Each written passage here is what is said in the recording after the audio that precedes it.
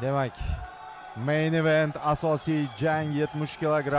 Doston Bozorov O'zbekiston, Darlan Ferreira Braziliya. 13 ta g'alaba, bitta mag'lubiyat. Doston Bozorov 14 ta g'alaba, 3 ta mag'lubiyat. Darlan Ferreira ketdi birinchi raund.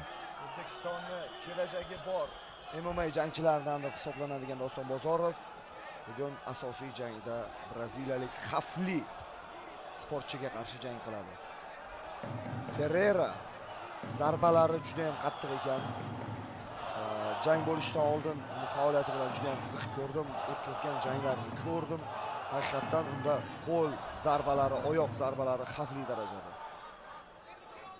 Shuning uchun Doston ham diqqat bilan start olib zarba berishga shoshmayapti. Jang 3 raund 5 daqiqadan davom etadi. Eslatib o'tamiz do'stlar.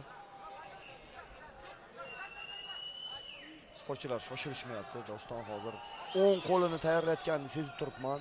O'ng qo'l cross va kurash usuliga kirishi mumkin. Buni mo'ljallayotganini sezish qiyin emas. Mana xo'sh, yaxshi. Xuddi shunaqa narsa. Endi keyingilariga Doston shoshilmaydi. Doston jangni biroz boshini sekinroq boshlab, oxirini juda ham qattiq davom ettiradigan holati bor, lekin Ferreira juda ham xavfli. Zarbalari juda ham xavfli. Takedown holati qani? Braziliya jiu-jitsusi qanday ish beradi hozir? Dostonning erkin kurashi ham bor bunga qarshi. Bo'g'ish usuliga o'tishga harakat qilib ko'rdi, lekin bunday holatda olish qiyin masala. Doston hozircha nazoratni o'z foydasiga hal qilyapti, lekin Ferreira to'liq takedownga tusha olgani yo'q, hali yotqizgani yo'q. Turishga harakat qilyapti. Anime muxlis ekan braziliyalik sportchi, buni tanishtirayotgan vaqtda ham ko'rdik, mana kiyimlardan ham ma'lum.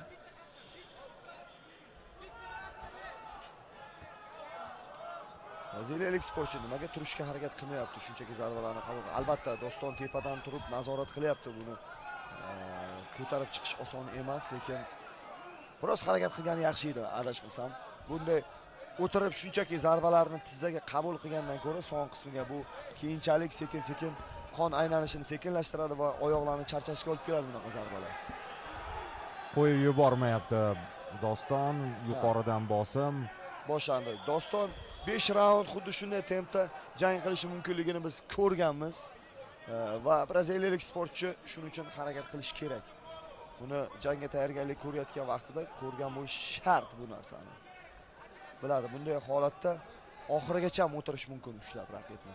Ayniqsa raqib mana bunday Ferreiraga o'xshab hech qanday harakat qilmasa, shunchaki qachonki sudya ajratib yuborishni kutib o'tiradigan bo'lsa, bu albatta mag'lubiyat bo'lib kelishi mumkin. Darlan Ferreira hozircha faqatgina pastki pozitsiyada bo'lmaslik uchun harakat qilyapti. Kutyapti shunchaki. Va yo'q. Bunisi bor. Kimura usuliga o'tishga harakat qilib ko'radi. Braziliyalik sportchi albatta rishaklari uzun, agar ochib qo'yadigan bo'lsa Doston qiyin ahvolga qoladi. Shuning uchun ehtiyot bo'lgan ma'qul bu holatda. Braziliyalik sportchi oyoq nazoratini qo'ya olmayapti. Shuni hisobiga yaxshi. Ko'tarib otdi shu holatidan turib.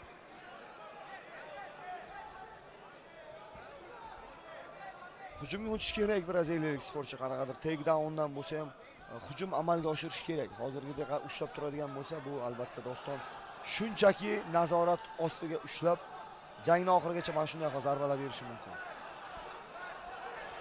Yon tomon mana bu yerda full braziliyalik sportchi shunchaki yotadi. Yuqoridan jang tugashiga juda ham yaqin qolyapti. Braziliyalik sportchi chiqishga harakat qilmayotganini bilsak bo'ladi.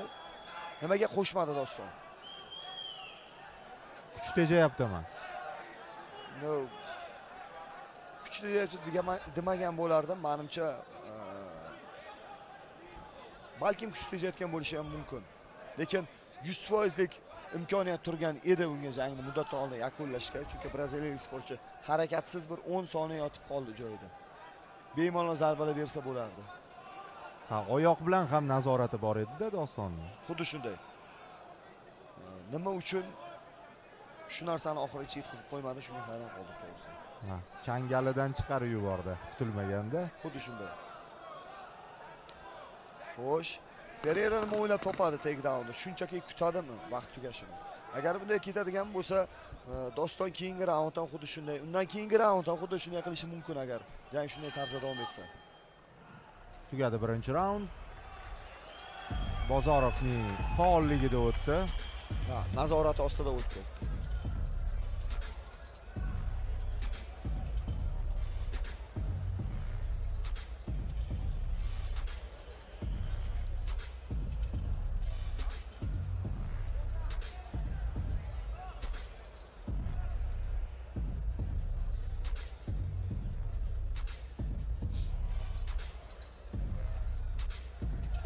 Takroriy vaziyatlar asosan bu yerda ko'rib turibmizki, o'zbekistonlik sportchi Doston Bozorov.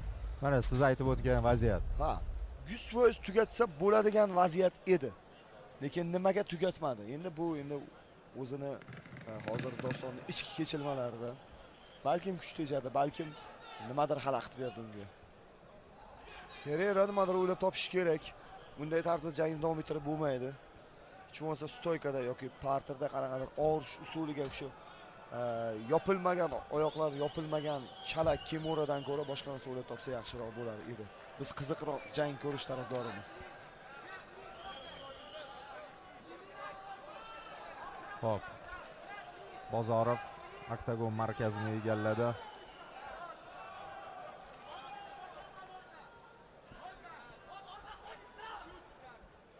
Zarbasiz start. Va mana zarba. Oktagon chetiga taqab oldi raqibini. Bozorov Nazoratda saqlayapti hozir. Jangni o'z nazorati ostida ushlayapti. Braziliyalik sportchi to'g'risi chiqib ketishga ham harakat qilmayotganiga biroz odamni g'ashini keltiradi. Shunchaki kutyapti. harakat qilmayapti deysizmi? Harakat qilmayapti. Harakat buni holatidan ma'lum, braziliyalik sportchi shunchaki kutyapti. Nimani kutayotganini bilmayapman to'g'risi. Harakat qilmoqchi bo'lgan odam mana bundan oldingi takedownlardan himoyalarni ko'rdik qanday harakat qiladi. Shunchaki yiqilmaslik, boyana o'zi aytgandek, yiqilmaslikka shunchaki harakat qilyapti. Ana endi stoyka. Vaqt bo'ldi, shu kutgan narsasi keldi. Ochiq jangdan epizod. Bugun chorlayapti yoniga. Chorlayapti, lekin chorlagandan keyin nimadir javob qaytarish kerak. Mana javobi.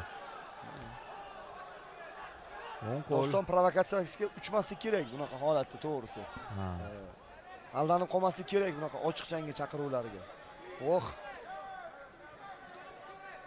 Pashtalyon zarbasini berib ko'rdi.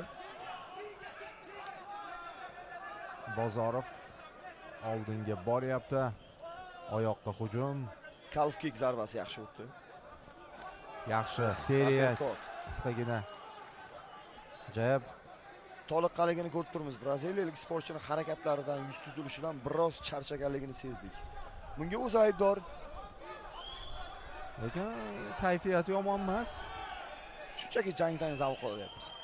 Shunchaki nima bo'lsa bo'ldi degan holatda. 3 ta 4 ta calf kick zarbasini to'g'ridan to'g'ri o'tkazyapti oyog'iga. Shu bilan birga 14 ta g'alabaga ega sportchi. Janglarda umuman boshqacha jang qilganman. Oldingi janglarini ko'rganimda braziliyalik sportchi umuman boshqacha hujumkor. Xavfli vaziyat. Mana. Ochilgani bermaslik kerak, demak, braziliyalik jangchini. Yaxshi kutib oldi Doston. Takedowndan himoyalari o'xshashni boshlayapti sekin-sekin. Biroz his qilishni boshladi.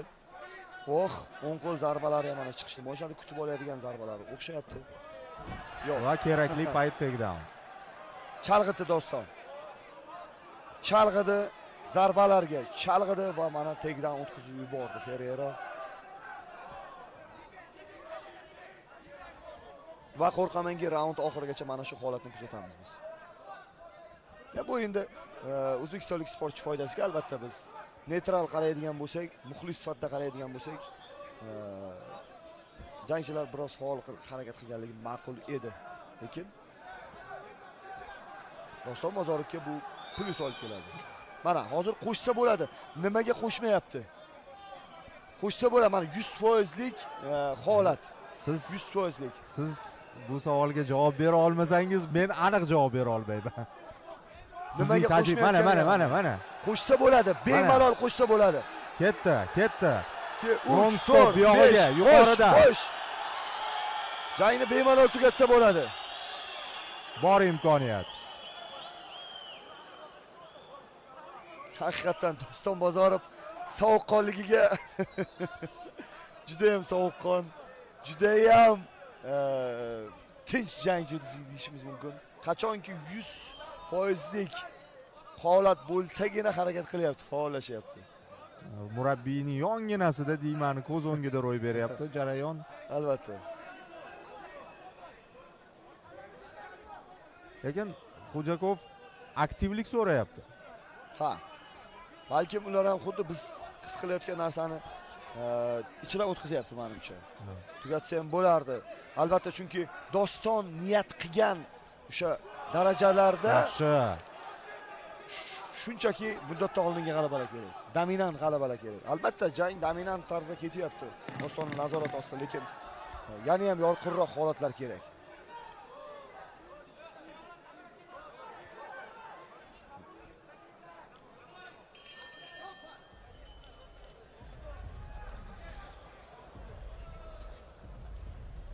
Braziliyalik sportchi nimadandir norozi. Hakamga murojaat qildi. Nimadan noroziligini to'g'risi hakam ham tushunmadi menimcha. Va oxirgi raund ko'radigan bo'ldik. Ha. 3-raundda muddat oldingi g'alabaga harakat qilsa bo'lar edi. Biz xursand bo'lardik shu narsadan.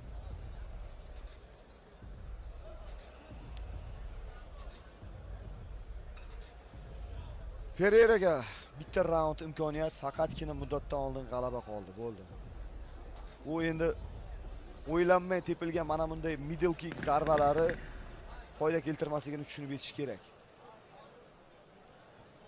G'alabalarni ko'rdim dedingiz, asosan qanday uslubda erishilgan? Qo'l zarbalari, ayniqsa to'g'ridan front kick zarbalari bilan yiqitgan joylari bor.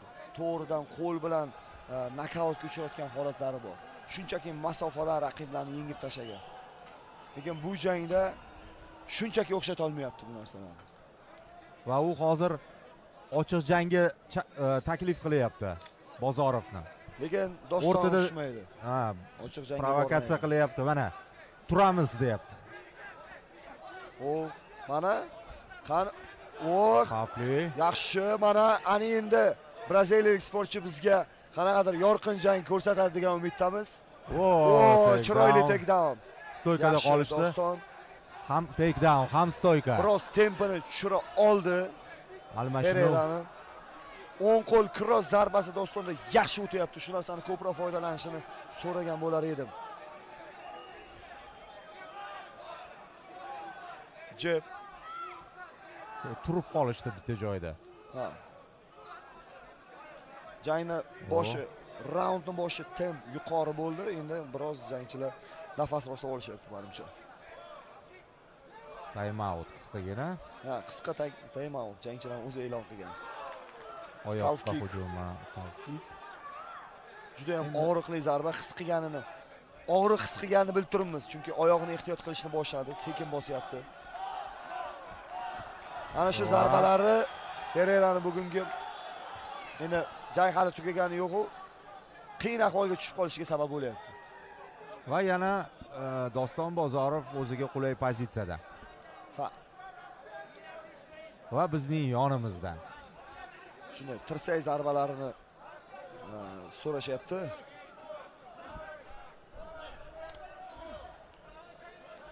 Yorqin harakatlar kerak Dostonga hozir. Esda qolarli harakatlar kerak. Yani ham o'zini ko'rsata olish kerak deb hisoblayman men.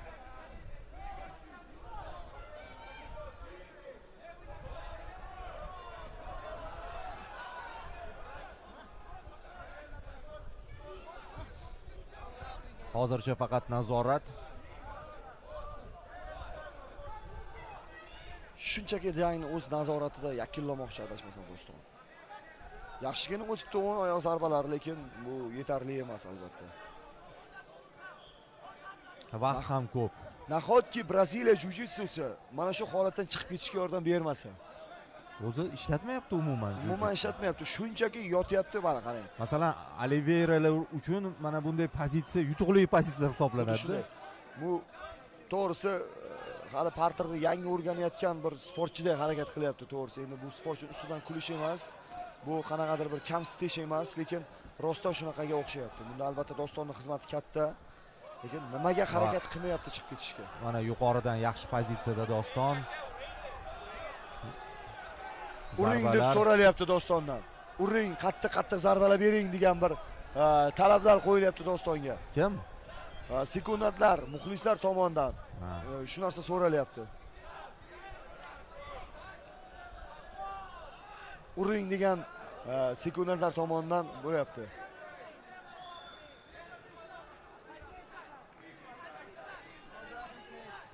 O'zi noqulay ekan urish Ferreirani har xil nuqtalarga boshini yashirayapti. Ha. Va mana tutdi. Chuqur himoyaga yotib olar ekan, xuddi shu. Tutdi. Mana endi qo'shsa bo'ladi.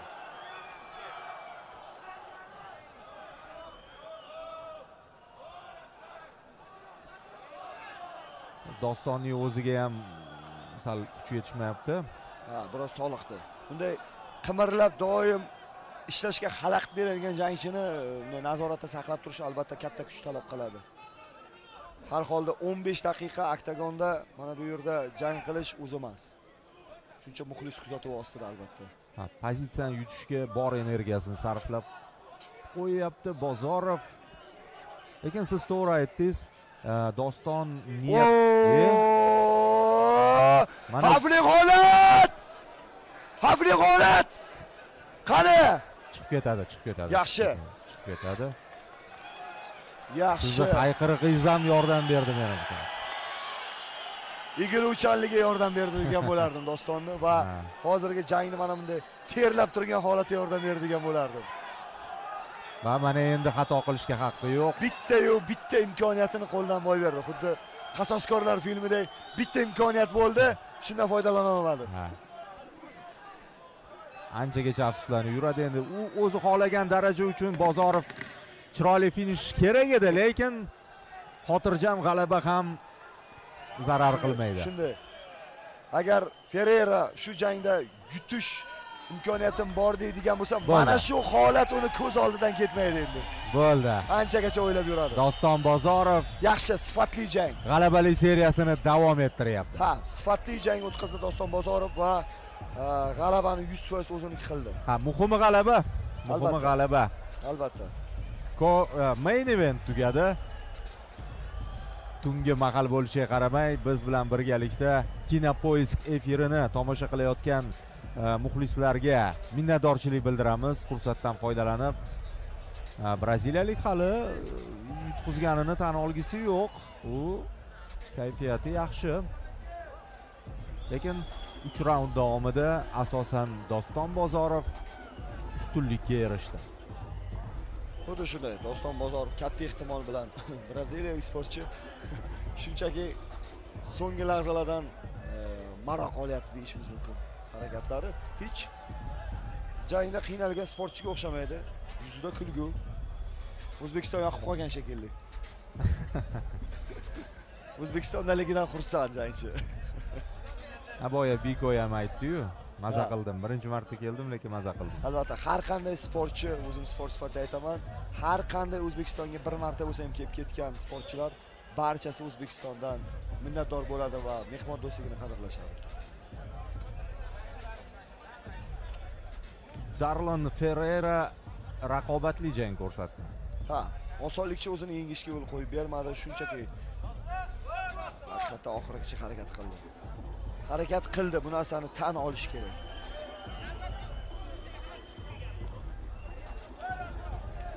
So'nggi imkoniyatida ham tortdi ancha.